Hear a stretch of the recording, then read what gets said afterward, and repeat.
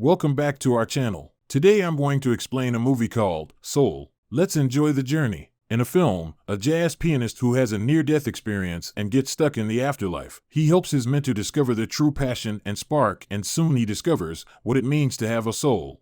The film starts in a middle school where Joe Gardner's class is uninterested and untalented, with only one exception, Connie, a trombone-playing girl who does her own solo but feels embarrassed afterward. Even after Joe gives an impassioned speech about how he first became enamored with jazz music, the students seem unimpressed. Later, he is then called out of class by Principal Arroyo, who offers Joe a full-time band teaching job. Although Joe is thankful, he has higher aspirations. In a pursuing conversation, Joe's mother, Libba, is prouder of him getting a job as a seamstress than he is of pursuing a career as a jazz musician. After that, Joe gets a phone call from a former student named Curly, who tells him that he is playing in a band with famous jazz musician Dorothea Williams, whom Joe admires. Curly says there is an opening for a piano player if he is interested, and Joe shows up immediately. During the set, Joe starts off a bit shaky but soon starts to wow the rest of the band by improvising the notes and playing a soulful tune. As a result, Dorothea is impressed and tells Joe to show up for a sound check later that night. Joe is elated at having scored a dream gig. He is so excited that he does not see where he is going and ends up falling down a manhole. Later, Joe's soul is informed by other souls that they are headed to the great beyond now that their time on Earth is over. The journey looks from dark to light. However, Joe refuses to accept his death and tries to run down the staircase, but more souls keep coming up. He eventually pushes himself through the walls surrounding the stairs, and he falls into a realm called the Great Before. There, Jerry A. takes him on a tour of the place where souls who haven't been given life yet are brought before they can go to Earth. Those who are ready can jump down a hole and return to their Earth bodies. But Joe learns from Jerry A. that if he does not want to go to the great beyond, he can take a position as a mentor to other souls to earn their Earth pass and gain a life. Meanwhile, a soul counter named Terry notices the count to the great beyond is off. Joe attends a youth seminar for the young souls where they may get personalities before getting the Earth pass. Then, Jerry B. pairs Joe, who is passing off as a renowned psychologist, with 22, a rebellious soul who has gone through many famous mentors including Abe Lincoln, Muhammad Ali, Copernicus, Mother Teresa, etc., but has never found a desire to get a life on Earth. After that, 22 follows Joe begrudgingly through the life of the doctor he is pretending to be until 22 shows Joe that he can pull up images of his own life. While seeing flashbacks, Joe feels as though he accomplished nothing in his life, and this is why he feels he has to get back to his body and make something of himself. We saw that Joe and 22 resolve to get 22's Earth pass to activate so that she can give it to Joe for him to return to Earth and so she won't have to get a life. Joe tries to find her spark that will activate the pass, but nothing impresses her. Before Jerry can attempt to throw Joe back toward the great beyond, 22 tells them they are getting close to finding her purpose in life. Without passing time, she instead takes Joe to a place called the Zone, a realm between the physical and spiritual where artists, musicians, or athletes appear when they are inspired and impassioned. 22 only go there to mess with people. In that place, they also find lost souls, the kinds of souls who never found a purpose and became consumed with negative thoughts. There, they found Moonwind, a soul on Earth, who guides lost souls to their bodies and brings Joe to his body, which is lying in a coma in the hospital. As Joe prepares to jump back in, he accidentally pulls 22 down with him and they both fall down the soul hole. In a moment, Joe awakens to find himself back on Earth, only it is in the body of a therapy cat called Mr. Mittens. Additionally, 22 are now inside Joe's body. The two freak out, but Joe talks to 22 so that she will not make him look crazy. Although she is upset to be in a human body, they resolve to work together to get out of this situation. Later, they try to find Moonwind's location that he had mentioned, which is in the middle of Manhattan, but when they get out there, 22 is overwhelmed by life and people. She hides until Joe goes to swipe a slice of pizza and give her first taste of food. However, 22 decides that she loves pizza, and Joe also swipes her gyro.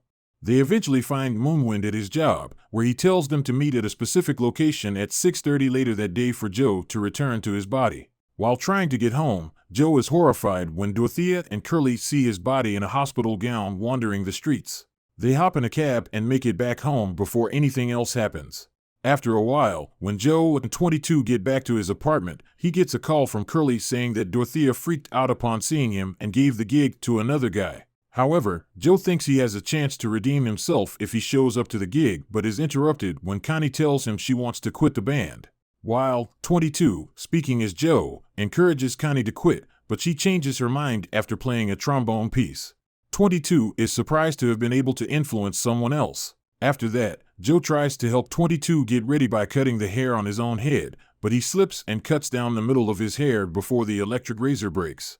Joe then tells 22 to go to his local barber, Des. There, they encounter Joe's rival Paul, who makes snide comments toward Joe. Although 22, still speaking for him, talks to Des and the other clients about her thoughts on life and how far it has taken her to this point. Everyone is impressed by her thoughts, and she even manages to zing Paul when he makes another snobbish comment. After the cut, Terry accidentally snags Paul and returns his soul to his body, but makes him uncomfortable by trying to explain herself.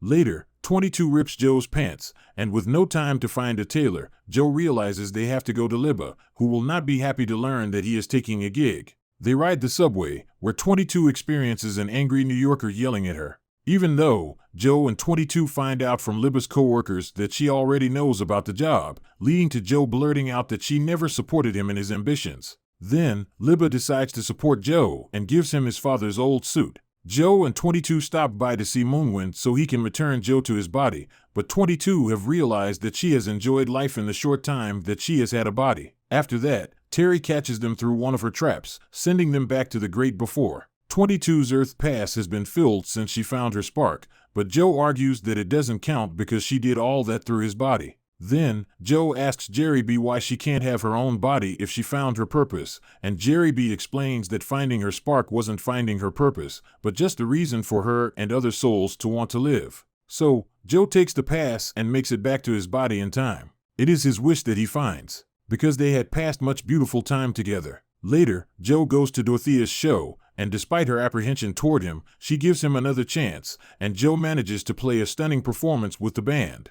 When Dorothea offers him a chance to go on tour with them, Joe admits that he doesn't feel the way he expected to feel after all that. She leaves him with some parting words of advice to let him think on. After all that, Joe returns to his apartment feeling bad about what happened with 22. As he plays music to himself, he returns to the zone and reunites with Moonwind. There, he helps Joe get back to the Great Before, only to find that 22 has quickly turned into a monstrous lost soul. Joe tries to reach out to her, only to be trapped in her cloud of negativity. He finds 22 crying alone as she remembers all her past mentors, including Joe, telling her that she will never find her purpose. Joe feels remorse for what he did and he approaches her. By his heart, Joe takes a leaf that 22 was mesmerized by when she was in his body, inspiring her to live. The darkness disappears from around her. This time, Joe guides 22 to the Earth portal and gives her back her badge. He goes as far as he can with her as they say goodbye so that she can finally have her own body. After all that, Joe prepares to head to the Great Beyond, but is stopped by Jerry A., who is impressed with Joe's actions and the fact that he got 22 to want to live. In the end, they have decided to allow Joe to return to his body, and they will even keep it a secret from Terry by not letting her know the count is off and making her believe it's fine. Joe then promises to really live his life to the fullest. Just to let you know, we are posting videos every day for you. Please subscribe to give us more motivation, and you will not miss our daily video.